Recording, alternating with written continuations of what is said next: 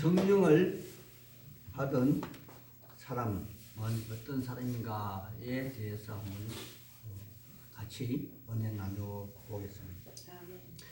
지난 주일 저는 누가복음 11장 33절에 하나님께 우리 그리스도이신 예수님의 이름으로 기도하는 사람은 반드시 하나님으로부터 선물을 예외 없이 받게 되는데 그 선물이 바로 성령이라 이렇게 말씀을 드렸습니다. 이는 우리 주님이 가르쳐 주신 주 기도문을 보충하는 그런 설명으로서 마태는 마태복음 6장에 하나님 나라와 의에 대하여 우리에게 가르쳐 주었고, 또 누가는 누가복음 11장에서 기도하는 대상이 과연 누구인가에 대해서 집중하게 하였습니다. 그렇다면 우리가 창조주 하나님께 기도함으로 인해서 누구나 예외 없이 받게 되는 성령은 어떠한 분이신지, 그리고 그 성령님은 우리에게 오셔서 어떤 역할을 담당하시는지 그분에 대하여 한번 알아보아야 하지 않겠습니까? 물론 그분 성령은 삼위일체 하나님이시라 이미 지난 시간에 말씀을 드린 적이 있지만 성경 속에서 세 가지 형태로 제가 나누어 한번 설명해 보겠습니다. 첫째, 성령은 루하흐라는 그 단어로 바람이란 뜻입니다. 이는 창세기 1장 1절에 하나님이 영으로 나타나시며 하나님이 천지 창조와 생명의 능력을 나타내 주는 그러한 말씀이기도 합니다. 두 번째, 성령은 숨, 호흡이라 하며 창세기 2장 7절에 하나님이 흙으로 사람을 만드시고 그 코에 생기를 불어 넣으신 사건과 에스겔서 37장에 보면 마른 뼈에게 숨을 불어 넣어 전쟁의 용사로 살아나게 하는 재탄생을 나타내며 로마서 1장 4절에는 성결의 영으로 부활의 생을 의미하기도 합니다. 그리고 세 번째는 성령은 카리스마라 하여 능력을 나타내는데 이를 우리는 은사라 다르게 부르기도 합니다. 예를 들어 하나님의 은사는 많은 것이 있겠으나 아마 구약에서는 이 은사를 전쟁하는 전쟁의 신으로 나타내기도 하였죠. 하지만 우리 신약에서는 우리 일반들이 알기에 예언과 방언의 은사와 같은 것을 이야기하며 그 예언의 은사는 공동체에게 유익을 주기 위해서 교회와 믿음 없는 그러한 이들에게 유익을 주기 위해서 우리에게 주신 영으로 나타납니다. 하지만 역으로 개인의 유익을 위해 주는 방언이라는 은사가 있는데 이는 신앙인들 사이에 대신 방언과 대인 방언, 대물 방언으로 나누어집니다. 여기에 대인 방언은 통역이 가능하지만 두 번째 하나님과 개인의 대화인 대신 방언은 통역이 원초적으로 불가능합니다.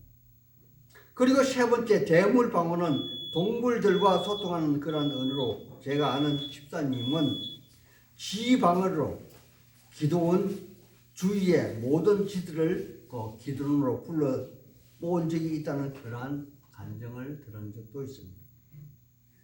따라서 성경에서 방언은 교회 질서를 위해서 혼자 개인적으로 하는 것이 유익하다 합니다. 그럼 이제 본격적으로 여기 본문에 나타난 성령에 대하여 한번 살펴보겠습니다. 여기 요한복음 16장 1절에 보면은 성령이 우리에게 오셔서 하시는 일에 대하여 단적으로 표현한 구절이 나타납니다. 바로 우리가 하나님과 밀접하게 붙어 있도록 하기 위함이라는 것을 반어적 표현으로 멀어지지 않도록 실족하지 않게 성령님을 우리에게 붙여주신다. 그러한 내용으로 성령의 원어는 파라크레이토스, 즉 다른 말로 하면은 보혜사, 그분은 우리의 믿음을 도우시는 그러한 영으로 알고 있습니다. 그렇다면 여기서는 왜 우리에게 성령이 만일 없다면 어떻게 실족하게 되는 존재라고 그렇게 말하는 것일까요? 그것은 세상이 우리를 가만히 놔두지 않는다는 그러한 말이 될 것입니다. 더 깊이 설명하고 살펴보자면 세상은 원래 실패하는 것이 당연한 그러한 존재라는 것입니다. 그러므로 세상은 우리 기독교인들과는 근본적으로 다른 존재이며 또한 우리를 실족시키기 위하여 모든 수단과 방법을 다 동원한다는 것으로서 어느 정치인이 이렇게 말합니다. 전쟁이다. 전쟁이라고 합니다. 여러분, 전쟁은 삶과 죽음을 인위적으로 가르는 그러한 행위가 아닌가요? 그런데 이러한 사실을 우리 기독교인들은 평상시 잘 인지하지 못하고 의식하지 못하고 그래 살아가겠지만 실제로는 세상과 전면전을 치르는 우리는 용사이며 이 전쟁은 현재에도 진행형입니다. 따라서 기독교 교인의 적군은 세상이고 적군인 세상은 우리 크리스천을 실족시키기 위하여 만 가지 모습으로 다가오는데 어떤 때는 신구처럼 또 어떤 때는 무자비하게 대포 탱크를 몰고 오기도 하겠지만 가장 헷갈려 하고 잘 속아 넘어가는 방법이 친구로 버스의 모습으로 다가와 세상의 바람과 윤리 도덕을 무기로 사용하는데 그 중에 가장 저열한 방법으로는 양심에 호소하며 따스한 온정의 봉사 손길로 다가온다는 것입니다.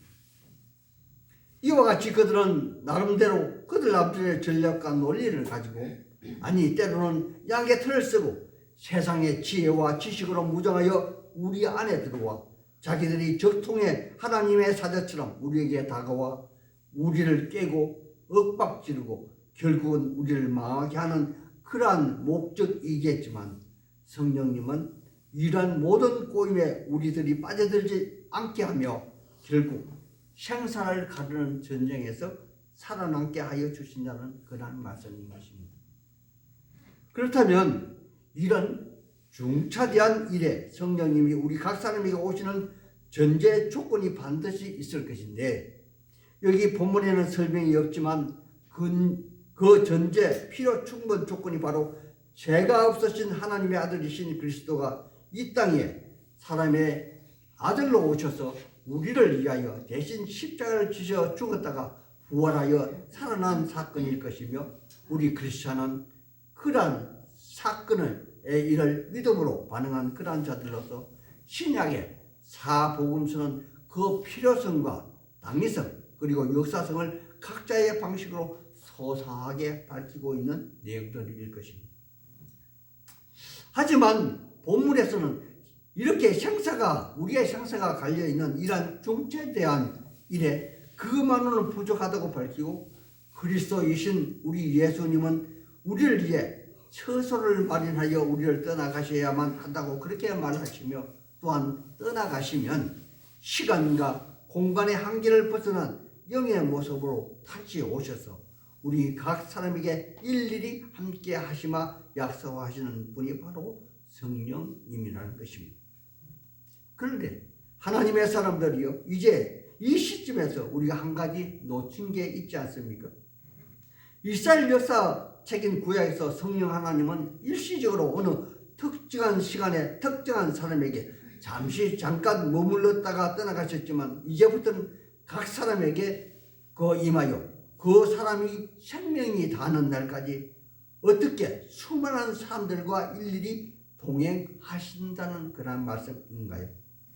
그것은 바로 성령님은 우리의 예수님이시기 때문에 그러하기도 합니다. 그리고 또 하나, 우리 기독교인의 적이 왜 우리와 함께 살고 있는 이 세상이며 우리의 그리스도가 십자가 사건과 부활 사건은 왜 일어났어야만 했던 것일까요?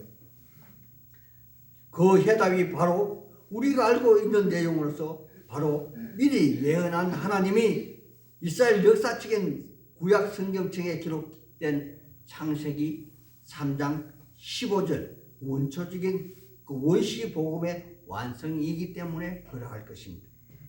제가 이 말씀을 읽어드리겠습니다.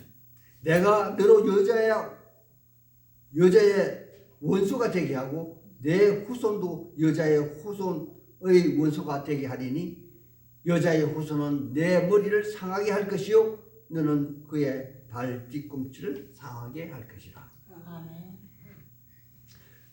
여기서 하나님을 거역한 뱀은 이 세상의 관리자 아담을 꼬드겨 함께 하나님을 배역하게 하였고 그 뱀을 주인으로 삼은 아담의 후손들은 모두 원죄를 가진 그러한 자들로서 그 머리엔 뱀의 지배 아래 놓여 살게 되었고 또 모두 그 뱀의 그 최후 수단인 죽음의 통치 아래 있는 세상에 속해 있다는 그러한 사실일 것입니다. 하지만 이 모든 것을 다시 이전보다 더 완벽하게 되돌리는 하나님의 완벽한 계획으로 원죄의 뿌리가 전혀 없는 여자의 후손으로 당신이 직접 사람의 아들로 오셔서 십자가에서 아담의 원죄를 보상하고 그들의 최후 무기인 죽음을 무너뜨려 부활하신 그러한 사건이 될 것입니다.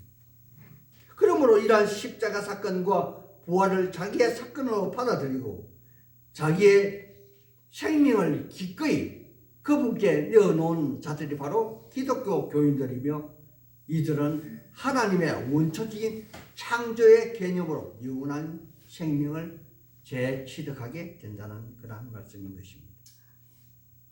물론 이러한 사건은 옛적 이스라엘 역사 속에서 이스라엘 백성들이 광야에서 불뱀에게 물렸을 때 하나님이 그 해결책으로 모세에게 주신 모세가 노뱀을 장대 위에 높이 달아놓고 그것을 포기하는 그러한 행위와 같은 그러한 맥락의 사건으로서 이스라엘에게 미리 보여주었던 그러한 사건이기도 합니다.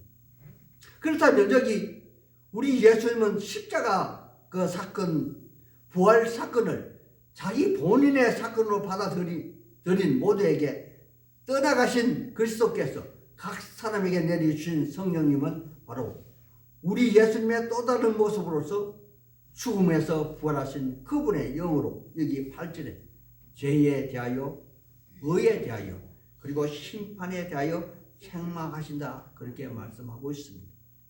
그리고 친절하게 9절에서 11절까지 죄가 무엇인지 의가 무엇인지 그리고 심판은 어떤 것인지에 대하여 설명하여 주시는데 제가 여기에 조금 더 첨가해서 부연 설명해 드리겠습니다. 먼저 9절에 죄라는 것은 원문의 하마르티아 즉 관역에서 빗나간 것을 지적하는 그러한 단어이겠지만 여기서는 가장 원초적인 개념으로서 피조물인 사람이 창조주이신 하나님과 그리스도이신 우리 예수님을 하나님의 아들로 믿지 않는 그러한 행위를 죄라고 말합니다. 그러므로 이 세상에서 가장 큰 죄는 살인죄, 부모에게 불의한 그런 불효죄가 아니라 바로 하나님을 믿지 않는 그러한 죄임을 밝혀 드러내고 있으며 만약 이 죄를 범하는 자는 어느 누구도 막론하고 하나님 나라 저 천국에 들어갈 수가 없다는 것입니다. 두 번째, 의라는 단어는 원문에 디카이오신의 즉 우리 사회에서 윤리, 도덕, 법률에 위반되는 그러한 행위를 말하는 단어이겠지만 여기서도 하나님의 아들이신 그분과 바른 관계를 정립하는 그러한 말씀으로 사례됩니다. 여기 10절에 예수님이 떠나가심으로 세상과는 모두 단절된 그러한 상태를 말하겠지만 우리 기독교인들은 우리에게 복음으로 주신 그분의 삶과 가르침의 말씀이 이미 주어져 있다는 것이며 또한 기독교인들은 그분의 말씀을 붙잡고 살아감으로 관계가 끊어지지 않았다는 것을 이야기하는 것이며 이를 성령님이 보증해 주신다는 그러한 말씀인 것입니다. 세 번째, 심판이란 단어는 크리시스라는 단어인데 이는 깨어지다, 분리되다, 떨어지다 그러한 뜻으로 사용이 됩니다. 그런데 여기서는 세상 최대 무기인 사망을 이기고 부활하신 그러한 사건을 말하는 것으로서 이는 이미 예수를 그리스도로 받아들이는 믿음의 사람들은 죽음의 심판자와 완전히 분리되어 영원한 생명을 소유함을 선언한 그러한 단어입니다.